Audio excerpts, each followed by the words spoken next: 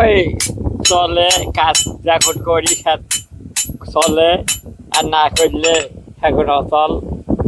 এই ছুরি দা চাপাতি এগুলো নিয়ে বেশি বিক্রি হচ্ছে, এগুলো নিয়ে কাজ করা লাগিয়েছি আমাদের। লোহার দাম একটু বেশি, তারপরেও পোষাচ্ছে আমাদের, খারাপ পোষায়। দাম গত বছরের মতনই দাম। গত বছর আপনি ধরে নেন যে 500 টাকা কেজি চাপড় বিক্রি হয়েছে, এবারে 400 450। লোহার দাম বাড়তি আছে, আমাদের কয়লার দাম বাড়তি আছে, লাভ কম আছে। আমরা লোহার কাজ করি, পুরুষদের পাশাপাশি আমরাও লোহার কাজ সঙ্গে করি। তো বছরে এই জিনিসগুলো বিক্রি করা হচ্ছে 400 450 টাকা কেজি হাতে। এবছরও ওই একই দামে আছে, ওই স্বাভাবিক, বেশি বৃদ্ধি নাই।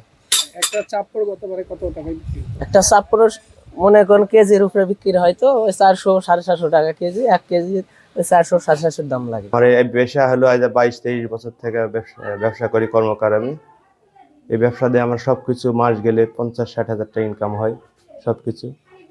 এর উপর দিয়ে আমার সংসার, বাবা মা সব সন্তান সবাক মানুষ করা হয়। এইখানে আমার ব্যবসা। আজ থেকে আপনি প্রতি হাটে হাটে আমার মাল এরা পাইকারি হয়, হাতে বিক্রি হয় হাটে হাটে। আপনি গত বছর যে লোহা ছিল আপনার 120 টাকা কেজি, সেই লোহা আবার 100 লাগিয়েছে 22 টাকা, 32 টাকা, 35 টাকা কেজি। কিন্তু আপনি গত বছর এবার ব্যবসা পরিস্থিতি খুবই খারাপ, ব্যবসা তো ভালো না। আপনি এই টাইমে ব্যবসা আপনার সব মাল পায় 0.5% সেল হয়ে যেত, এবার বর্তমানে আপনার 1 শিকও সেল নাই।